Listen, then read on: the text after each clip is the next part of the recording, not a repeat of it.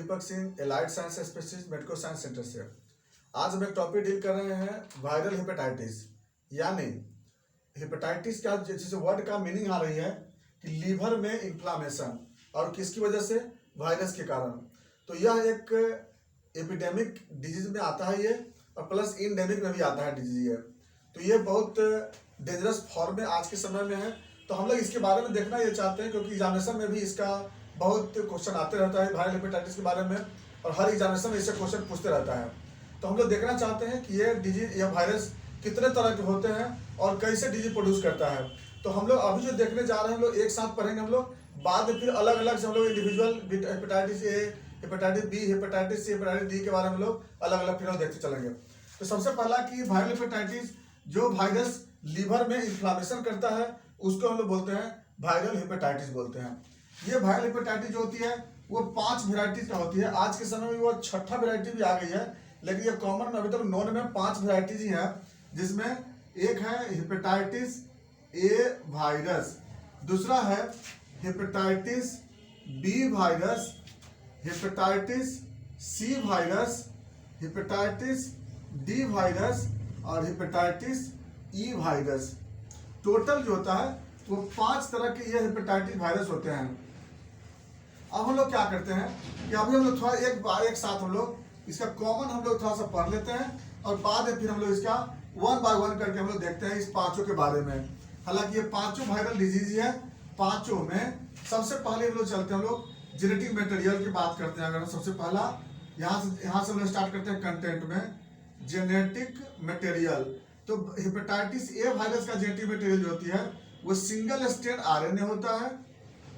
Hepatitis B का जो होता है इसका डीएनए होता है, इसीलिए ये थोड़ा ज्यादा खतरनाक होता है। आगे हम बताएंगे आपको।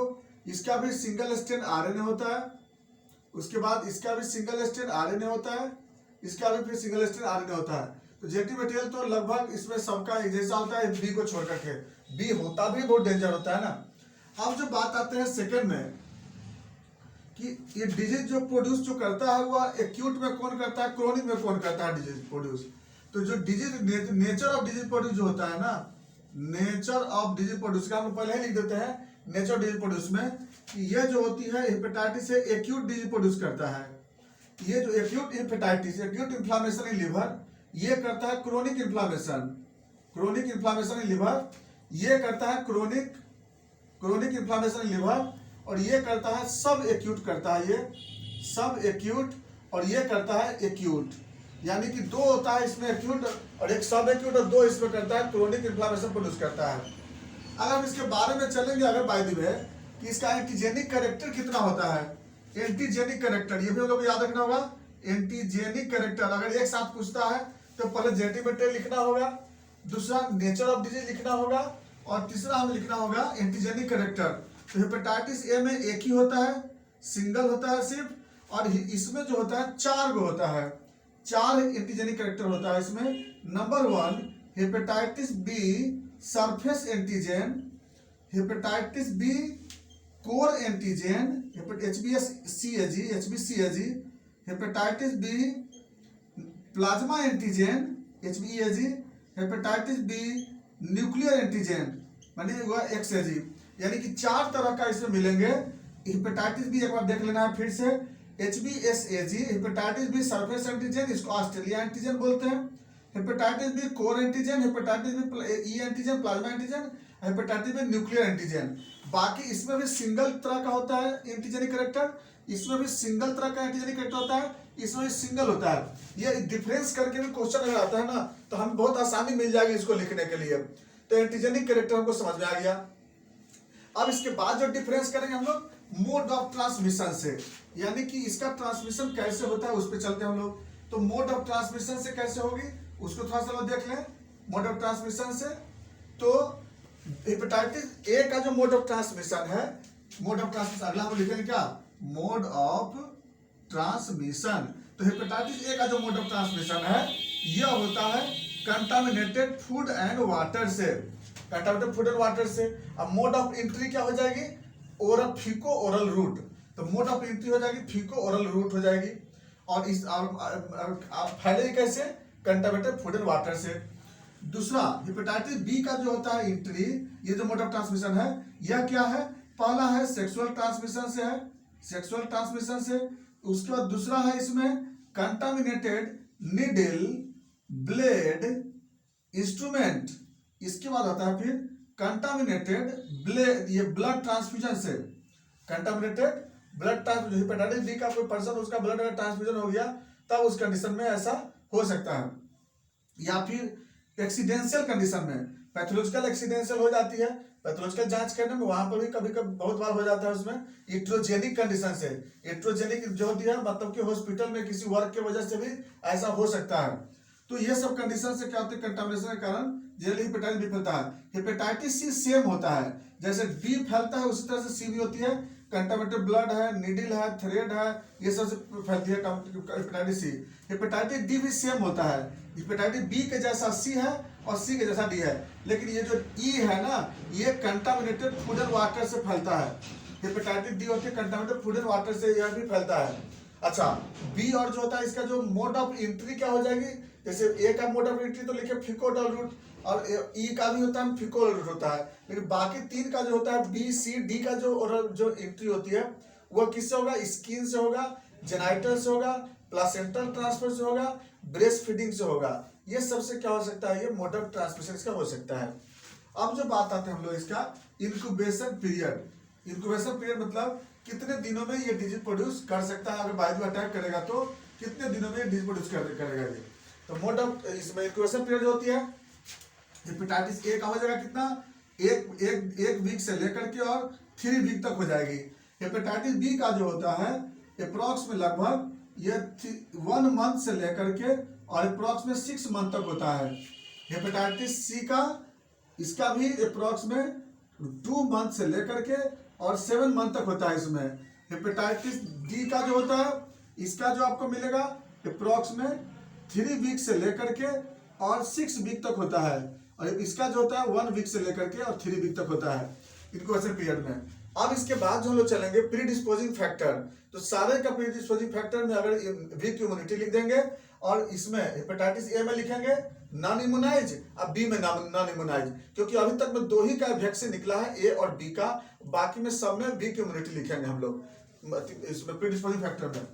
अब जो बात आती है इसमें सिम्टम पे कि किसका किसका क्या क्या सिम्टम होता है, तो हालांकि इन्फ्लामेशन तो तीनों करता है जाकर के, और इन्फ्लामेशन जब करता है वहां पर लिवर में तो क्या क्या सिम्टम प्रोड्यूस करेंगे, जैसे बहुत सारे कॉमन सिम्टम आता है इसमें, जैसे हेपेटाइटिस जो सिम्टम तो सबके लिए एक जैसा लगभग होगी उसमें, जैसे राइट हाइपोकोंड्रियल पेन सब में होगा, उसके बाद राइट एब्डोमिनल स्वेलिंग सब में डेवलप करेगी, यूरिन का कलर येलो सब में होगा, आई कलर येलो सब में होगी, नोजिया वोमिटिंग, उसके बाद नोजिया वोमिटिंग, उसके बाद एनोरेक्सिया, लॉस ऑफ एपेटाइट, ये भी सब में डेवलप करेगा।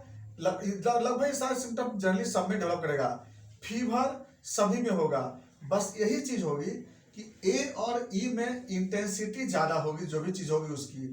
बी और सी में इंटेंसिटी क्या होगी, उसमें कम होगा। डी में क्या होता है कि एक्स्ट्रा माइल्जिया और न्यूरल्जिया डेवलप होती है। अब हम लोग आगे आते हैं फिर कॉम्प्लिकेशन में। कॉम्प्लिकेशन जो होती है याद रखिएगा, ए का कॉम्प्लिकेशन रेयर होता है, इसमें कॉम्प्लिकेशन ज्यादा नहीं होता है। बी का कॉम्प्लिकेशन जो होती है वह पहला कॉम्प्लिकेशन है कैंसर।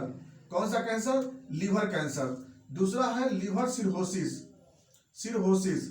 ये दो जो होती है ना हेपेटाइटिस बी का मोस्ट कॉमन होता है कॉम्प्लिकेशन, कैंसर और सिरहोसिस। इसलिए ये कैंसर होता है इसमें। हम आगे मैकेनिज्म पढ़ाएंगे हेपेटाइटिस बी का, उसमें बता देंगे आपको कि इसमें P53 जीन जो होती है उसको भी जो वायरस होती है वो खराब कर देती है, डीएनए खराब कर देता है, जिसके कारण जो होती है ये वायरस जो होती है वो लीवर में कैंसर प्रोड्यूस करता है। याद रखना होगा, कैंसर प्रोड्यूस इसी वजह से होती है कि हेपेटाइटिस बी का जो डीएनए होता है P53 जीन को डैमेज कर देती है, जिसके कारण वहां पर कैंसर होने का खतरा होता है। नेक्स्ट जो होती है, नेक्स्ट इसमें हेपेटाइटिस सी में जो मेन कॉम्प्लिकेशन होता है वो सिरहोसिस होता है, और दूसरा जो सबसे मोस्ट कॉम्प्लिकेशन है वो है किडनी फेल।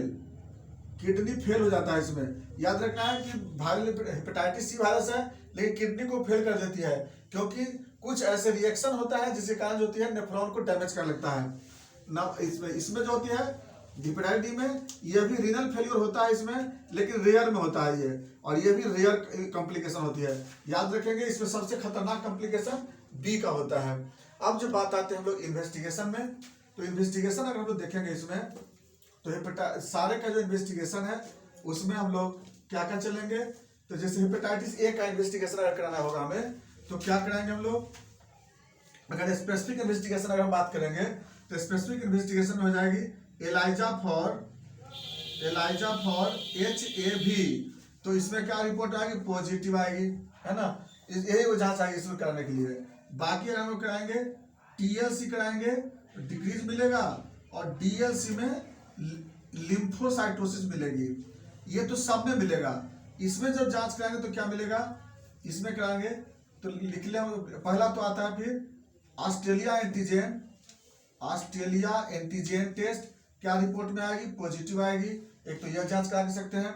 दूसरा हम लोग वायरल लोड कराते हैं, वायरल लोड या वायरल मार्कर कहते हैं, वायरल मार्कर टेस्ट कराते हैं। इसमें आपको सब रिपोर्ट आ जाएगा, HBsAg से लेके HBCAg सारे का रिपोर्ट आ जाएगी। इसमें HBsAg पॉजिटिव, HBeAg, इसका सब का रिपोर्ट आता है। इसमें वैल्यू आता है कितना वायरस का अमाउंट है वो आ जाता है। या फिर एक और लिख सकते हैं वायरस, इसमें DNA के बारे में भी रिपोर्ट आ जाता है कि DNA का अमाउंट कितना है, 2000 से ऊपर हो गया तो पॉजिटिव आ जाता है जनरली। तो इस तरह से हम लोग वायरल मार्कर लिखते हैं, ऑस्ट्रेलिया एंटीजन कराते हैं, और TLC DLC इसमें कराते हैं हम लोग। इसके बाद अगला टेस्ट इसमें जो होता है एलाइजा फॉर HCV कराते हैं, एलाइजा फॉर HCV रिपोर्ट क्या आएगी, पॉजिटिव आएगी। इसमें कराएंगे एलाइजा फॉर HDV कराते हैं, रिपोर्ट में क्या पॉजिटिव आएगी। इसमें क्या कराएंगे, एलाइजा फॉर HEV कराएंगे, रिपोर्ट में क्या आएगी, पॉजिटिव आएगी। तो इस तरह से क्या होगी, हम लोग सब में अलग अलग से एलाइजा करके देख लेते हैं। अब जो कॉमन टेस्ट जो आती है, जो सबसे कॉमन है सबके लिए, वो है LFT कराते हैं। वो सभी में कराते हैं हम लोग। ये टोटल के लिए हम लोग LFT कराते हैं, वो देखने के लिए कि ये इसका वायरल का कितना प्रकोप है, इसमें कितना अटैक हो चुका है। तो इसके लिए हम लोग LFT जब कराते हैं, तो LFT में तो सबसे पहला सीरम बिलिरुबिन क्या होगी, बढ़ा रहेगा। टोटल बिलिरुबिन बढ़ा रहेगा। डायरेक्ट बिलिरुबिन क्या होगी, बढ़े रहेगी। इनडायरेक्ट बिलिरुबिन बढ़े रहेगी। SGPT या ALT बोलते हैं, इंक्रीज रहेगा। ALT SGPT एक ही का नाम होता है, तो अलग अलग नाम से लोग पुकारते हैं। ALT भी इसको बोलते हैं। उसके बाद SGOT, ये क्या रहेगा, बढ़ा रहेगा। ये भी बढ़ा रहेगा। इसका दूसरा नाम AST होता है। इसके बाद अगला टेस्ट इसमें कराते हैं। इस सब के लिए, टोटल के लिए है ये टोटल के एक साथ कराते हैं। अगला टेस्ट हो गया अल्कलाइन फॉस्फेटेज, ये बढ़ा रहेगा। गामा जीटी ये क्या रहेगा, बढ़ा रहेगा। प्रोथ्रोम्बिन टाइम बढ़े रहेगी। उसका टोटल प्रोटीन डिक्रीज मिलेगा। अल्बुमिन डिक्रीज और ग्लोबुलिन इंक्रीज। याद रखेंगे, ऐसे डाटा मिलेंगे आपको पूरा LFT का। क्या क्या बोले, सीरम बिलिरुबिन इंक्रीज, एक बार रिपीट कर देते हैं, direct bilirubin increase, indirect bilirubin increase, SGPT increase, SGOT increase, gamma GT alkyne phosphatase increase, gamma GT increase, prothrombin time increase, total protein decrease, albumin decrease और globulin increase. यही मेरा इसका हम लोग इन्वेस्टिगेशन कर लेते हैं। अब इसके बाद हम लोग को ट्रीटमेंट करना होता है बाय द वे, तो इसमें क्या करते हैं हम लोग, जो एंटीवायरल मेडिसिन होती है वो चला के देखते हैं, और नहीं तो कुछ नहीं होती है। हेपेटाइटिस ए के लिए वेट एंड वॉच करेंगे, अपने ठीक हो जाता है 15-20 दिन में, और कुछ नहीं करना हमको होता है। 15 से 20 दिन में हेपेटाइटिस से अपने आप ठीक हो जाती है।